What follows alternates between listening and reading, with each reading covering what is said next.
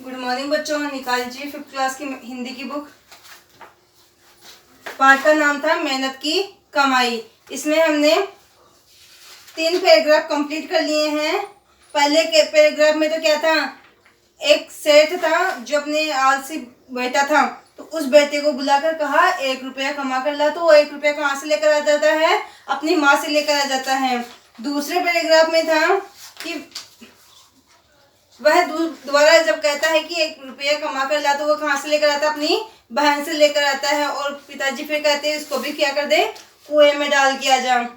तीसरे में कहते हैं पत्नी और बेटी को बाहर भेज देते हैं और फिर कहते हैं तू कमा कर ला। तो वह रो धो कर शाम तक तो बैठा रहता है, फिर शाम को उठकर बाहर जाता है ताकि कुछ कमा कर ला सके, वरना शाम को खाना नहीं मिलेगा। देखो सेकंड पैराग्राफ में क्वेश्चन है, बेटा तूने क्या कमाया? किसने पूछा था? पिताजी ने। पिता के पूछने पर लड़के ने क्या कहा? लड़के ने क्या किया? जैसे पहले दिन हुआ था, अपनी माँ से लेके आया था और हाथों हाथ तुरंत ही क्या कर दिए थे, पैसे निकाल कर दे दिए थे। तो वैसे फिर से दोबारा पूछा पिताजी ने, बेटा तू क्या कमा कर लाया? तब पिताजी को कहने लगा कि 1 रुपया। और वह 1 रुपया क्या करता है, निकाल कर पिताजी को दे देता है। दूसरा है लड़का किसके पास जाकर रोया? पहले तो रोया था अपनी माँ के पास में, और फिर किसके पास गया था? अपनी बहन के पास जाकर रोया। लड़के ने रुपया दिखाया तो पिता ने क्या कहा? लड़के ने रुपया दिखाया तो पिताजी ने कहा इसको जाकर कुएं में फेंका। भाई शब्द का प्रयोग विलोम गद्यांश में छांट के लिखिए। भाई शब्द का विलोम, भाई शब्द का क्या होता है उल्टा? बहन। भाई का तो क्या हो जाएगा? बहन। तीसरे पैराग्राफ में है क्वेश्चन आंसर, अनुभवी पिता ने अपने लड़के से क्या कहा? अनुभवी पिता ने अपने लड़के से कहा कि तू जाकर कुछ कमा ला, अगर नहीं कमा कर लाएगा तो क्या करेगा? शाम को तुझे खाना नहीं मिलेगा। विवश होकर बेटे ने क्या किया? जब उसकी माता और उसकी बहन दोनों घर पर नहीं थी, कोई पैसे देने वाला नहीं था, कोई उसकी सुध लेने वाला नहीं था, तब विवश होकर बेटा बाहर कमाने के लिए जाता है। सेठ ने लड़के को क्या काम बताया? जब वो बाहर गया तो एक सेठ मिला, तो उसने कहा कि मेरा संदूक उठाकर मेरे घर तक पहुंचा दे, मैं तुझे कुछ आने दूंगा। आंखों से आंसू बहना, मुहावरे का अर्थ बताया गया। आंखों से आंसू उसके क्यों बह रहे थे? क्योंकि वह दुखी था। तो आंखों से आंसू बहने का मुहावरे का अर्थ क्या हो गया?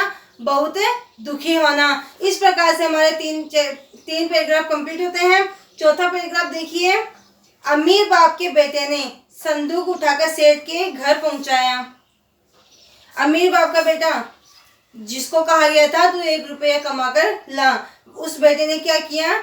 एक सेठ का संदूक उठाया और उसको घर तक पहुंचाया। वह थक कर चूर हो गया था, क्योंकि उसने पहली बार मेहनत की थी, पहली बार संदूक उठाया था। उसके पांव कांप रहे थे और गर्दन तथा पीठ में भयंकर दर्द हो रहा था। फर्स्ट बार किसी काम को करेंगे तो हमेशा कुछ न कुछ विघ्न आएंगे, कुछ न कुछ परेशानी तो आती है। तो उसकी गर्दन, पीठ और पाँव में दर्द होने लगे थे। तो रात को बाप ने पूछा, बेटा आज तूने क्या कमाया? लड़के ने चौवन्नी निकाल कर दिखाई। 1 रुपया तो नहीं ला पाया, लेकिन एक चौवन्नी निकाल कर दिखाई। तो बाप बोला जा इसे कुएं में डाला। लड़के को क्रोध आ गया, क्योंकि उसकी क्या थी? खुद की मेहनत की कमाई थी वो। वह बोला यह मेरी मेहनत की कमाई है, मेरी गर्दन, कमर और पैर दुखने लगे हैं और आप कहते हैं कि इसको कुएं में डाला।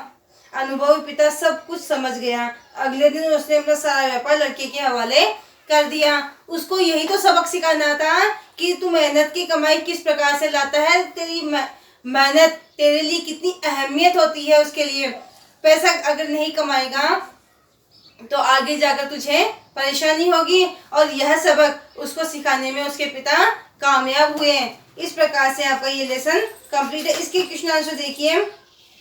4th पैराग्राफ के क्वेश्चन आंसर देखिए। सेठ का संदूक पहुंचाने के बाद घर पहुंचे लड़के की क्या दशा थी? उसके हाथ पैर दुख रहे थे, पांव कंपन कर रहे थे।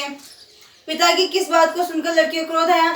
जब पिता ने कहा कि तेरी चौवन्नी को कुएं में फेंका, क्योंकि जब उसकी माता ने दिया था, जब उसकी बहन ने दिया था तब उसको फेंकने में जोर नहीं आया, वो हाथों हाथ ले जाकर उसको फेंक आया, उसको बिल्कुल गुस्सा नहीं आया।